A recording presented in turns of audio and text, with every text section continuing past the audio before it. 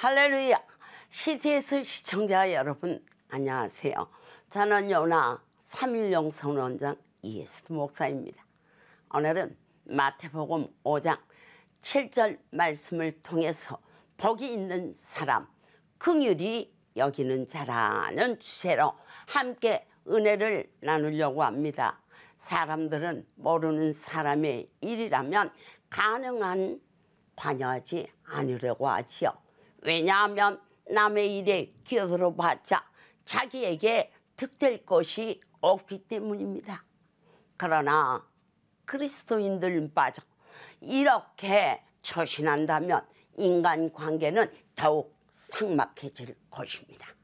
그래서 예수님께서는 나와 다른 사람들과의 수평적인 관계를 통하여 하나님과의 수직적인 관계를 점검하라고 말씀하십니다.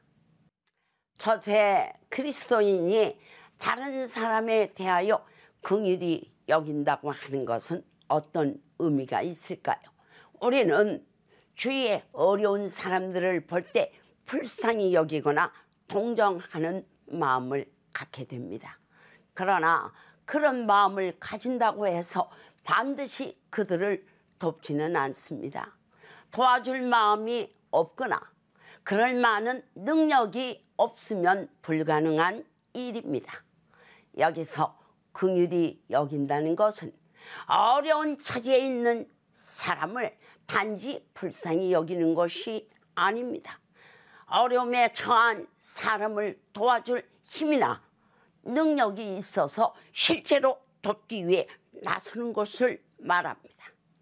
그럼에도 불구하고 우리가 어려운 처지에 있는 사람을 도우려고 선뜻 나서지 못하는 이유가 무엇일까요? 그것은 바로 자신의 한계를 너무나도 잘 알기 때문입니다. 둘째, 긍휼히 여기는 것은 그리스도인의 존재 의미를 나타내는 행동의 표현입니다. 예수님께서 긍휼히 여기라는 것은 나의 생활이 여유가 있을 때에 잠시 남을 돌아보라는 뜻이 아니지요.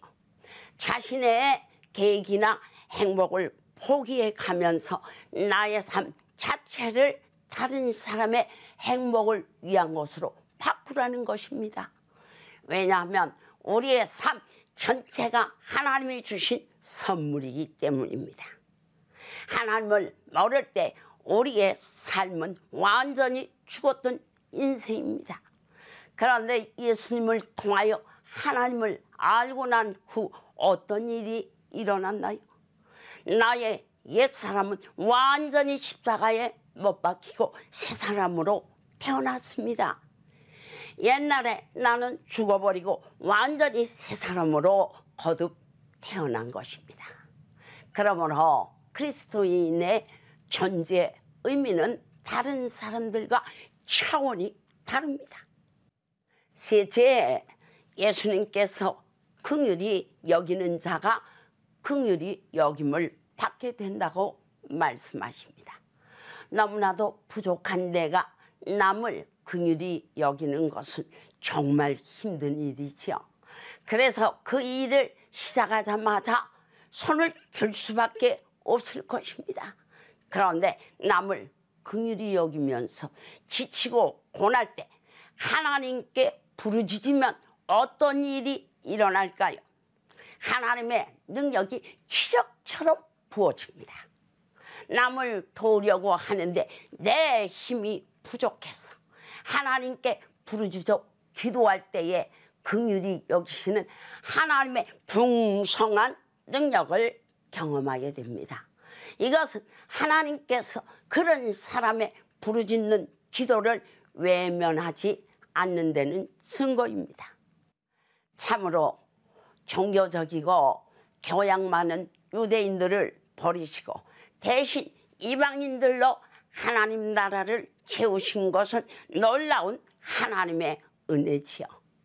야고보 사도는 야고보서 2장 13절에서 긍휼은 심판을 이기고 자랑한다고 했습니다. 내가 기쁘게 감당할 수 있는 범위 안에서 힘써 돕는 자가 될 때 하나님의 기적을 불러 일으킬 것입니다. CTS 시청자 여러분, 우리 모두 그리스도인의 다른 사람에 대한 태도와 그리스도인의 존재의 의미를 가리키는 지표인 긍휼히 여기는 자가 되어 주께서 약속하신 대로 긍휼히 여김을 받는 성도가 되시기를 주님의 이름으로 축원합니다.